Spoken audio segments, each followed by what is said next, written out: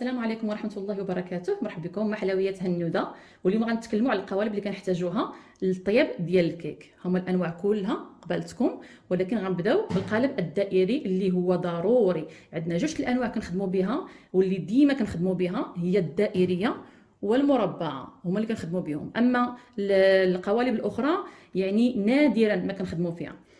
عندي جوج الانواع ديال القوالب الدائريه. عندي هذا النوع هذا اللي العلو ديالو عالي شويه، وعندي هذا النوع هذا اللي حاضر شويه. كنستعملهم انا كامل لان كاين لي كوموند. اما نتوما غاديش تقداو هادشي كله بطبيعه الحال، غتبداو غير بشويه، غتقداو غير جوج، مثلا غير هذا النوع هذا وهذا. غادي نعطيكم القياسات من بعد. صافي هادشي اللي غتقداو. كنتو غادي ديروا غير مثلا الكيك للدار، مثلا العائله، ما غاديش تقداو هادشي كله، غتقداو غير واحد النوع. انا بطبيعتي كنتقدى جوج ديال القوالب في دقه واحده، لان فاش كنطيب الكيكه مثلا هنايا كنطيبها في هذه وكنطيبها في هذه، يعني هذيك العجينه كنفرقها على جوج. علاش؟ لان الا درتها غير في بلاصه واحده ربما واخا كندير مثلا ديال الزبده، يعني الوراق ديال الزبده طالعين واخا هكاك، يعني ربما تجيك باقا خضره من الداخل، ولا ما كتجيش هي هذيك. انا كاش كندير باش كيتسهل الامور ديالي كنفرقهم على جوج ديما، يعني القوالب منهم جوج. وهذه حتى كنصحكم بها بانكم تقداو من كل مولد الا قديتو جوج يعني، ولكن ماشي كلهم، غتقداو غير الاساسيين. غادي نعطيكم العبارات دابا. ها هما المولات اللي خاصكم تقداو، هما هادو.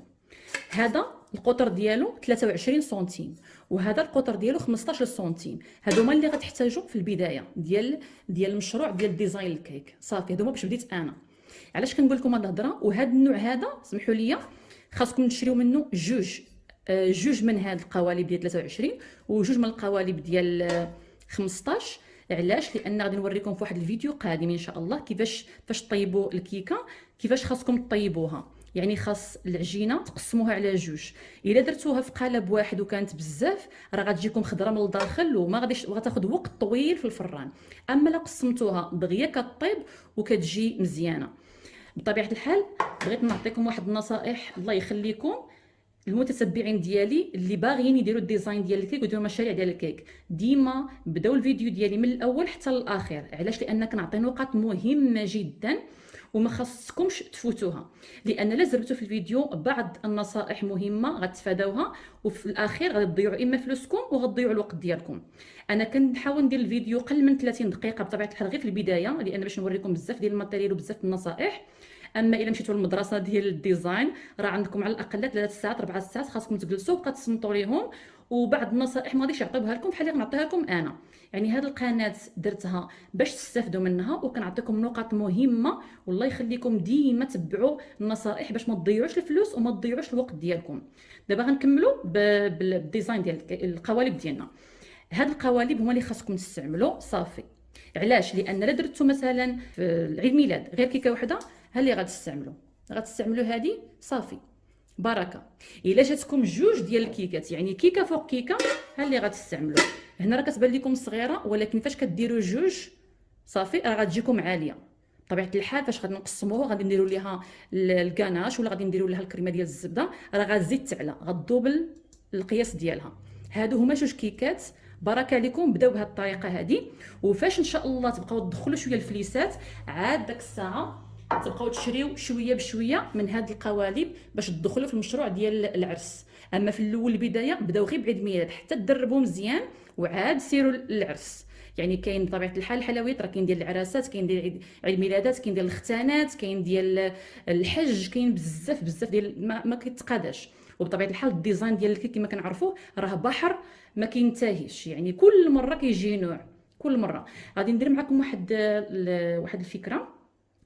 الله يخليكم دابا انا مازال ما وصلتش ل1000 مشترك في هذه القناه ديالي، يعني ما يمكنليش ندير معكم اللايف باش نتكلموا مباشره، تعطيونا اسئله ونجاوب عليكم مباشره. شنو غادي نديروا؟ غتكتبوا لي الاسئله كلها اللي بغيتوني نجاوب عليها غتكتبوها ليا.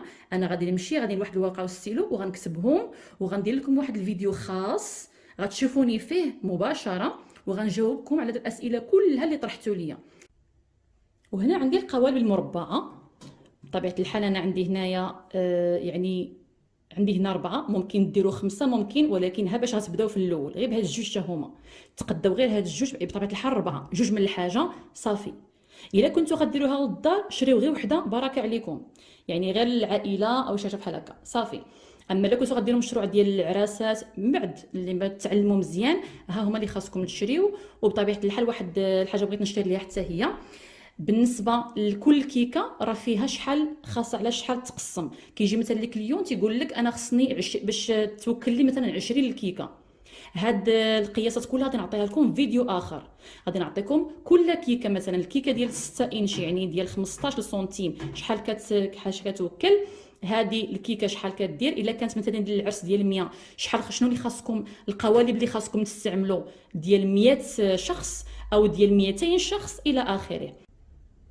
الا جاك الكليون وقال لك انا عندي 100 شخص ولكن بغيت طبقات يكونوا مثلا 6 ديال الطبقات، هاد 6 ديال الطبقات راه كيطيحوا بثمن غالي بزاف بزاف. وبطبيعه الحال حاجه واحده بغيت ننبهكم ليها، فاش يجي عندكم الكليان حاولوا ما امكن ما تخسروش. يعني الا جاتو غاليه شنو غتقولوا ليه؟ شحال البادجت ديالك، شحال الميزانيه ديالك؟ الا قال لك الميزانيه ديالك قدا ولا ها باش تعوضوها، غتعوضوها بالفرشي. هذا راه فرشي، هذا يعني كاين المربع وكاين الدائري بحال هذا الشكل هذا، حتى هو كنديروه طبقات، ولكن الفرشي ديما تيكون هو الفوقاني. التحتانيين تيكونوا كيكات حقيقيين، والفوقانيين تيكونوا كيكات غير حقيقيين يعني غير الفرشي. ولكن فاش كتزوقوها وكتغلفوها راه كتحلفوا عليها لا فعلا كيكه. يعني الزبائن الحضور اللي غيكون في العرس غيقول واو شو على كيكه كيف دايره 6 ديال الطبقات 7 ديال الطبقات، ولكن راه غير جوج كيكات اللي فيها هما الحقيقيين وما تبقى كله فرشي. وها هو النوع ديالها، راكم شفتوا الصوره كيفاش دايره. جات كيكه غزاله ديال العرس. هذه كانت واحد السيده كانت بغات ندير لها الديزاين ودرت لها الديزاين. هذاك الشكل اللي شفتوا بانه فارغ من الداخل، هذاك غنوريكم الاسرار ديالو حتى من بعد. هذاك حتى هو عنده لي تروك ديالو. عندي هذا النوع ديال القالب حتى هو، وهذا ما تقداوش ما ننصحكمش به لانه ما كيتستعملش بزاف. هذا نادرا ما كنستعملو انا. كتشوفوهم باقيين جداد، ما استعملتهمش مره. يعني ما تضيعوش فيهم الفلوس ديالكم. اللي غتقداو هو المربع والدائري فقط، هادشي اللي غتقداو. وهادو ما تقداوهمش الا جاتكم شي كوموند وعندكم الفلوس عاد ديك الساعه سيروا تقداوهم. وهاد الماكينه راه ضروري منها. انا كنشري كينوود ماركه مزيان، ماركه المانيا عندها كارونتي ديال تقريبا 10 سنين ولا اكثر، كنستعملها سنين دابا هذه وهي مزيانه. هذه كنقولها لكم الا تخدموا مزيان وتجمعوا الفلوس وديروا بعدا واحد الميزانيه عاد تقداوها. يعني ممكن البدايه تبداو غير بداك ديال الضوء ديال الصغيره ديال الضوء بارك عليكم حتى تجمعوا الفلوس عاد شريو هذه.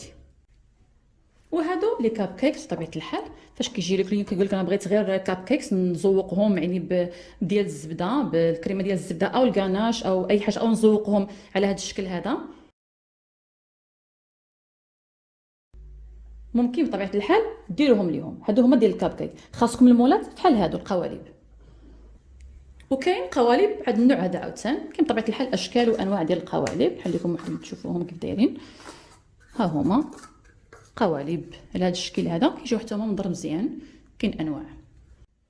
بغيت نتكلم لكم على هاد القوالب هادو ديال الكيك حتى هما ديال رقم 2 ولا ديال رقم 1 ولا الارقام كلها. كتجي لك اليوم تيقول لك انا البنيه ديالو الوليد ديالي غادي يدير عامين ولا غيدير عام، خاصني كيكه تكون على الفورمه ديال رقم 1 ولا اي رقم.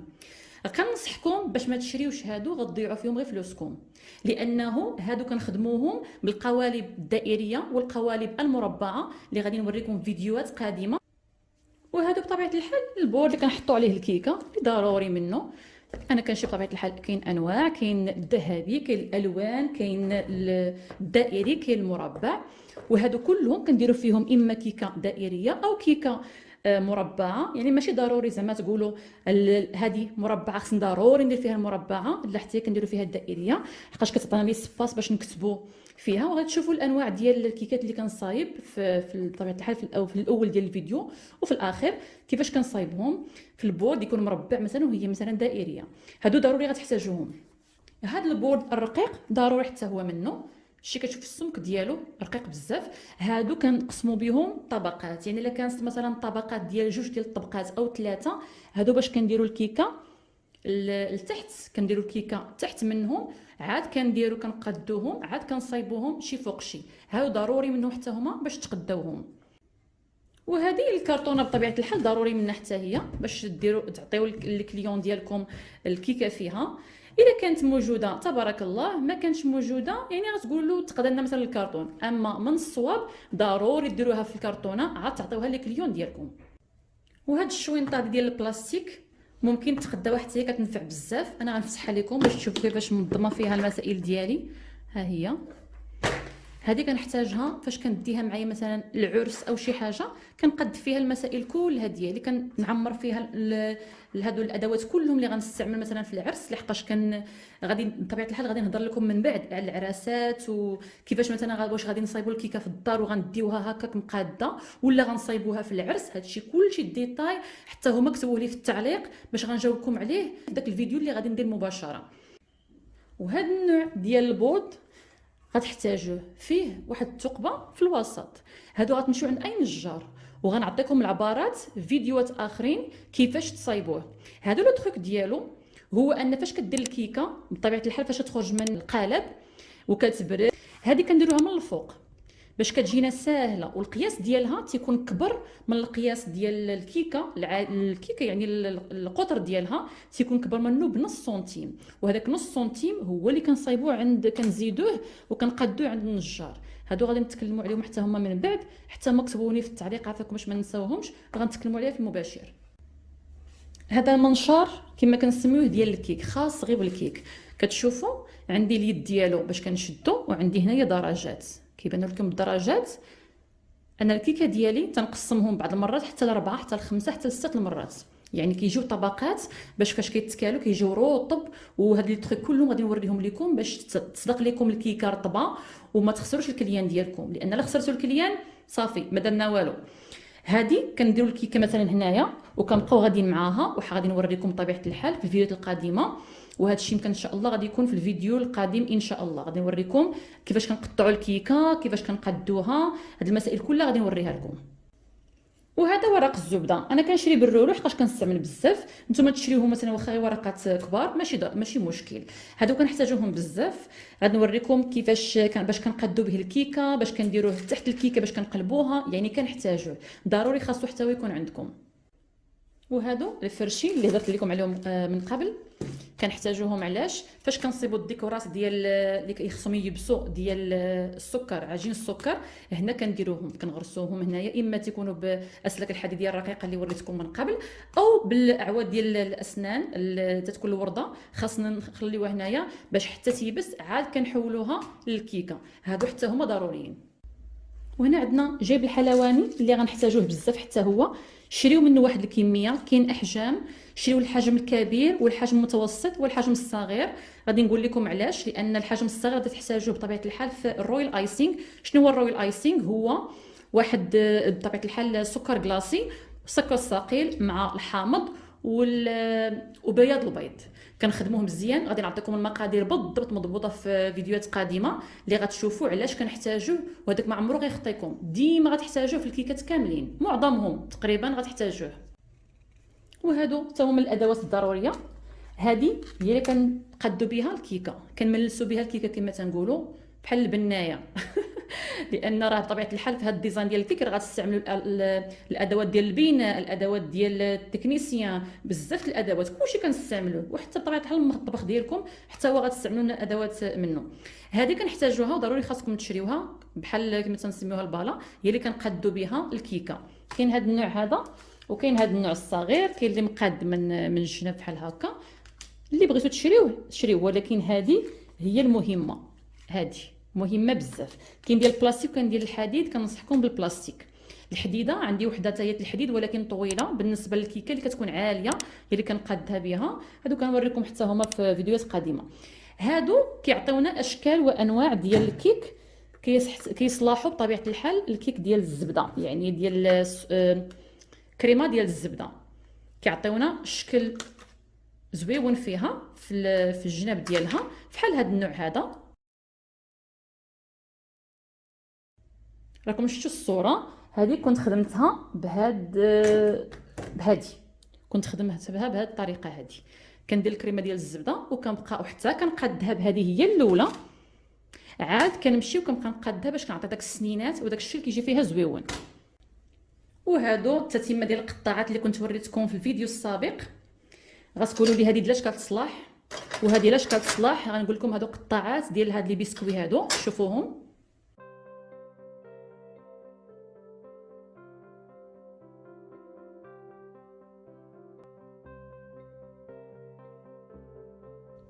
شتو المنظر ديالهم كيفاش كيجي رائع. ها هي هذه راه هي كيكه ديال عيد ميلاد، كتجي طبقات، شتيها؟ وهي اللي كنخدموها بداك الرويال ايسينغ اللي هضرت لكم عليه، اللي كيدار بسكر كلاصي، غتخدموا به بزاف. وهادو ما كيتقاداوش. عندك هذا الشكل هذا، عندك بحال الشكل ديال البيضه، عندك هذه بحال ديال الكاب كيك، كلهم كنخدموهم بداك الرويال ايسينغ وكنبقاو نزوقوهم. هذا بحال كبيش حتى هو كنزوقوه بالرويال ايسينغ من هنايا، وكنبقاو نديروا له النقاط ولا نديروا له اي حاجه بغيناها. وهذا الشيء كله غادي نوريه لكم. بغيت نوريكم واحد البراد، ها هو براد حتى هو كيجي الشكل ديالو زويون. يعني الا كانت مثلا واحد الجلسه مثلا ديال الاصدقاء دايرينها في المنزل وبغاو يديروا لي بسكوي يجي واحد النوع راقي، هادو هما اللي كنخدموا بهم لي بسكوي. ها الرجيله حتى هي، وها القليب حتى هو، هادو كلهم قطعات ديال لي بسكوي. وكاين حتى المدورين، كاين المربعين، كاين الاشكال كلها. وهاد لي بسكوي راه ما كيتقاداش حتى هما بحال البحر، ولكن كل فيديو غادي نوريكم انواع وانواع ديال هاد البسكوي هادو الراقيين اللي حتى هما بصراحه غاليين، ولكن هما اللي ولاو مودرن دابا. كيداروا في عيد ميلادات، كيداروا في الختانات، كيداروا في يعني اي مناسبه كنديروا الشكل ديالها. الا كانت مناسبه ديال العرس مثلا كنديروا مثلا اما مدوره او مثلا قلب، وكنديروه بحال هذا وكنزوقوه حتى هو يعني بحال العريس والعروسه حتى هو في لي بسكوي، وكيتفرق على الحضور. هذه كنحتاجوها للرسم كما كتعرفوا. باش قلت لكم ضروري خاصنا بزاف الحوايج ديال البنايه ديال الرسامه، لان حتى هذا راه فن. هذه علاش كنحتاجوها انا غنوريكم. عندي هذه علبه محكمه الاغلاق اللي كنديروا عندي بزاف منهم. علاش كنستعملهم؟ باش كنحافظ على العجين ديال السكر ديالي اللي يبس وشات لي مثلا شي كيكه كنحافظ عليه هنا وكنخدمو من بعد في كيكات اخرين لانه ما تيخسرش. هذه علاش كنحتاجوها؟ كتشوفوها شويه غارقه، كتاخذ لنا الفورمه. يعني الورده اللي غادي نديرو بطبيعه الحال عجين السكر تيكون رطب في الاول قبل ما كيقصح، هو اللي كنديرو فيه هنايا باش كتاخذ هذه الفورمه هذه ديال الورده. اما لا حطيناها بلا راه غتهبط وما غتاخذناش الفورمه. كاين بزاف، كاين عندي هذا النوع هذا الصغير، وكاين عندي النوع الكبير ديال الورده الكبيره اللي كنحطها فيه كتاخذ الفورمه ديال الورده الكبيره. ها هما الاوراق اسمحوا لي كتشوفوا يعني ورقه بحال تقول حقيقيه. شوف الفورمه ديالها كيف دايره. هذه كيفاش كناخذ الفورمه ديالها؟ تعرفوا ديال البيض، يعني بلاطو ديال البيض انا غنوريكم دابا. ها هو البلاطو ديال البيض كيفاش كنديروا له. كنخلطوا الالومنيوم وكنديروا فيه بحال هكا وكنبقاو نديروا له بحال هكا باش ياخذ داك الشكل ديالو يعني العشوائي بحال هكا. وهادو هما اللي كنديروا فيهم الاوراق فاش كنخدموا العجين ديال السكر، اوراق من عجين السكر فاش كنحطوهم فيهم غير هكا عشوائيا، وهما باش كياخذوا الفورمه ديالهم على هذا الشكل هذا. ها هما صافي فاش كيلبسوا ها الشكل النهائي ديالهم، يعني هذا شكل ورقه. وحتى هادو راه عندهم غنوريكم كيفاش خداو هذا الشكل هذا. عندي ديال السيليكون اللي كنت نصحتكم به باش تقداو اي حاجه لقيتوها ديال السيليكون، خصوصا ديال الاوراق ديال الورود تقداوهم. بغيت نوريكم هذا النوع هذا. غتقولوا ديالاش هذا؟ كنت شريت الكيسان واحد في الباكيه ولقيت فيها هذه واحتفظت بها. هادو كنعلقوا فيهم الورود. فاش كنديروا الورده اللي غنوريكم من بعد، داك الوردو الصغيره اللي كنذوقوا بهم الكيك، كنديروهم في واحد الاسلاك حديديه رقيقه اللي كنت وريتكم سابقا. كنكروشيو هنا كنعلقوها باش كتيبس وتاخذ الفورمه ديالها ديال الورده. يعني عندها بحال تنقولوا هذو الركيزات الحديدات اللي كيشدوها، وهنا الورده كتبقى معلقه. كنعرقوا راضي كلهم هنايا حتى هذه كتحتاجوها الا كانت عندكم احتفظوا بها. هاد العيدان هادو راه ضروري منهم حتى هما، وغنقول لكم علاش. الا كانت طبقات الكيكه هادشي اللي كنستعمل انا، كنستعملوهم في الكيكات ديال الطبقات، اللي كانت 2 الطبقات او 3 او ما اكثر، هادو كنستعملوهم. كاين العود الكبير، ضروري العود الكبير اللي فيه شحال من هنايا عندي 10 ملم مضروبه في 910 ملم.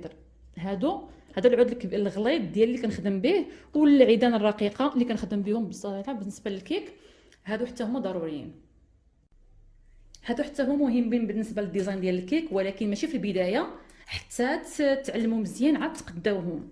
بحال مثلا دابا هادو كيعطيونا الشكل ديال الصاك. مثلا فاش نعلمكم كيفاش تصايبوا الصاك كيكه ديال السيكان، كنحتاجوا هادو. ماشي ضروري انكم تحتاجوهم، ممكن تستعملوهم غير بداك الماتريال اللي وريتكم في الاول ديال اللي كنخطوا بهم. كاين انواع، وممكن نستعملوا هادو ساهلين. فاش كنديروا الفوندون ديالنا كنطلقوه، هادو كنديروها الفوق وكنطلقوا عليها بالمدلاك باش كيعطينا هذا الشكل هذا اللي كتشوفوا في الصوره، بحال هذا الشكل. هاد الانواع هادو كيجي شكيل يعني راقي حتى هو. عندي هادو كنستعملوهم حتى ما كنزينوا بهم الكيك. هادو كلهم كيداروا فوق الفوندون وكنطلقوا عليهم بالمدلاك باش كياخذوا داك الشكل ديالهم. هاد النوع حتى هو هادو لاش كيصلاحوا. غادي نكمل لكم بعدا بالنوع ياخذ حتى هو. ها هو بحال ديال الحيط، يعني بحال ديال البناء. كنديروه على الفوندون وحتى هي كنبركوا عليه باش كتاخذ الشكل ديال داك الحيط. عندي هادو حتى هما لقيتوهم حتى هما تقداوهم. هادو لاش كيصلاحوا؟ عقلتوا في سابقا قلت لكم على الرويال ايسينغ اللي كيتستعمل بالسكر كلاصي. هذاك السكر كلاصي فاش كنديروا هذه على الكيكه ياك، كنلونوا سكر كلاصي هذاك الرويال ايسينغ بالالوان اللي بغينا، وكنقادو به هنايا وكنحيدو هذه. وهذا الشكل هذا هو اللي كيخرج في الكيكه، كيعطي شكل راقي ورائع. كاين هاد الانواع، كاين بزاف ديال الانواع اللي كنستعملوا. هادو بالنسبه للكيكات العاليين حتى هما كيعطيو اشكال رائعه. هادشي كلشي ما غاديش يفوتكم، غير تتبعوا كل فيديو من الاول حتى الاخر باش تستافدوا منه. عندي هاد الانواع عاود ديال السيليكون. غتقولوا لاش كيصلاحوا، انا نقول لكم لاش كيصلاحوا. ها هي هذه بحال مثلا، هذه بحال التريه ياك، بحال التريه. ها هو شنو خرجنا منها. هذا حتى هو راه تيتكال، وهذا كتزوق به الكيكه. وانتم شفتوا واخا نقيل مثلا نطوي بحال هكا ما كيخسرش، يعني لحقاش الخدمه ديالو خدمه ماشي ديال السكر كلاصي. انا نوريكم الخدمه ديالو كيفاش غتكون. هادو غيجي شويه بعيد الفيديوهات ديالو لان غتكون حتى للاخير. لحقاش هادو ما كنستعملوهمش بزاف، كنستعملوهم حتى كتعلموا مزيان الديزاين عاد كنبقاو نستعملوهم. ها هو الشكل النهائي ديالو، كيجي راقي وكدور به الكيكه. وهذا هو السيليكون ديالو، كنخدموا به وكنخليوه الليله كامله حتى كيبس صافي، وكنحيدوه غير بشويه صافي. كاين انواع ديالو ها هما. كاين هذا النوع هذا عاود حتى هو. هذه لا صادفتوه تقداوه، ما صادفتوش ما تقداوش، لان غتضيعوا فيهم فلوسكم دابا ومازال ما بديتوش مزيان. كاين هذه بدا حتى باش ما ننساهاش، شي بحال التريه ولكن صغيره. وها هو الشكل الاخر. شنو كيخرجوا منه؟ كنخرجوا منه هاد الانواع هادو. ها هما شكيلات ديال الذهبي، الالوان الذهبيه، الالوان اللي بغيتو تزوقوها بهم. وحتى هادو كيعطيونا، هادو كنحتاجوهم في الكاب كيكس مثلا، ولا الكيك حتى هو كلشي كيصلح. وهادو راني نسيتهم حتى هما الادوات الضروريه. هذا ميزان ديال الماء، لاش كنحتاجوه؟ فاش كنديروا الكيكه، كنكملوا الكيكه وكنبغيو نشوفوا واش مقاد الافق ديالها، كنحطوه من الفوق. الا جا هذيك النقطه جات نيشانه مع الوسط، كنعرفوا الكيكه ديالنا راها مقاده، ما يمكنش تكون معوجه وما غاديش تجي الديكور ديالها مزيان. هاد السباتولا الكبيره حتى هي ضروري منها، وهاد السباتولا الصغيره حتى هي ضروري منها. وهذه اللي كنسميوها اللي كنصبغوا بها، ها هي نوريها لكم. هذه كنحتاجها حتى هي بزاف في الخدمه ديالي. ها هي كندير هنا الملون ديالي، كنسد عليها وكنقادها بطبيعه الحال. ما غاديش نضيع لكم الوقت ديالكم دابا. هنا وكنبقى نرش بها. هذه علاش كتصلح، كتسهل عليا الماموريه ديال الصباغه. بحال مثلا واحد اللون اللي غامق، بحال اللون داك الزرق الغامق اللي واخا ثقيل ديري الالوان وتكثري الزرق في العجين ديال السكر، ما تيخرجش داك الزرق اللي بحال تنقولوا النيفي ديال بحال الزرق، بحال هذا الشكل هذا. هذا الزرق هذا راه شويه صعيب انه يخرج. كتخدموه بهاد الشيت، بهاد السبراي هادو كنخدموه به. يعني كنبقاو نطلقوا كتبقى غاديه خدامه. بحال ها هو الكرتونه ديالهم باش تشوفوا، باش نقرب لكم الصوره شوفوا كيفاش كنخدموا بها. ها هي كنرشوا بها هذه باش غنجيب لكم فيديو حتى هما باش كيفاش كنستعملوها. ها هما كيفاش كنخرجوا الكيكات ديالها، يعني بالالوان كتخرج لامعه. ها هي نقرب لكم الصوره، كتخرج زوينه الكيكه، كتخرج لامعه. وهذه كنخدموا بها حتى بحال مثلا النجوم، فحال الكيكه هذه اللي صايبت لولدي. ودابا كملنا الماتيريال كله. بطبيعه الحال الماتيريال ما كيتقاداش، ولكن غير بشويه بشويه تقداو المسائل كلها. الفيديو الماجي ان شاء الله غادي نبداو بالمفيد، وهو الكيكه اللي غنوريكم الطريقه كيفاش طيبوها. بطبيعه الحال غنعطيكم المقادير، وكتعرفوا بان الكيكات راها انواع واشكال، ولكن اللي كنركزوا عليهم هما الكيكه ديال الفانيلا، الكيكه ديال الشوكولا، الكيكه ديال البربه اللي هي فولفت كيك اللي كنديرها بالبربه الحقيقيه، والكيكه ديال الجزر بالكركاع والاناناس. يعني هذا كلشي غادي نوريه لكم. ولكن غدا غادي ماشي غدا ان شاء الله، الفيديو الماجي غادي نبدا لكم بالكيكه ديال الفانيلا، كتكون دائريه. وغنعطيكم حتى كيكه ديال الشوكولا اللي غتكون مربعه باش تشوفوا الاشكال ديالهم بجوج، كيفاش كنقادهم، كيفاش كنطيبهم، شنو الفره الحاره اللي خاصها تكون فيه. هذه التريك كلها غنوريها لكم باش الكيكه ما تحرقش لكم من التحت وما تحرقش من الفوق، كطيب كتجي مزيانه من الداخل وكما تنقولوا بحال السبونج، لان سبونج كيك كتجي يعني رطبه بزاف. والحراره شحال خاصها تكون فيها. يعني هاد التريك كلها غنوريها لكم. الوقت بطبيعه الحال كيبقى على كل فران، وغنوريكم كيفاش تعرفوا بانها طابت، كيفاش نخليوها تبرد، شنو خاصنا نديروا ليها باش هاد التريك كلهم غادي نوريه لكم. الكيكه ما خاصهاش تكون عاليه طالعه بحال من فوق بحال القبه، ما خاصهاش تكون هابطه بحال شي حفره فيها. هادو كلهم تتلعب عليهم الخميره ديال الحلوه. وهادو هما لي تروك اللي غادي نوريه لكم. الا كثرتوا الخميره الحلوه راه كطلع، كثرتوا السكر ولا هبطتوا السكر كتهبط. هذه تروك كلها غنوريه لكم باش مابقاش تضيعوا الفلوس ديالكم في الكيكات ولا الوقت ديالكم. دابا ان شاء الله الفيديو الماجي غندخلوا نيشان في الكيك، وكل فيديو غادي نعطيكم تفاصيل ديال كل الاسرار وكل لي تروك ديال الديزاين ديال الكيك. وما تنساونيش بالتعليق. الاسئله كلها حطوها لي الله يخليكم في مكان ديال التعليق باش غادي نجاوب عليها في فيديو قادم ان شاء الله. الاسئله كلها غنجاوب عليها وغنوضح الامور كلها. نتمنى الفيديو ديال اليوم كله من الاعجاب ديالكم. ما تنساونيش بالاشتراك واللايك وتبارطاجيوه مع الاحباب والاصدقاء لتعم الفائده. وان شاء الله نشوفكم في فيديو قادم ان شاء الله. خليت لكم الراحه، مع السلامه.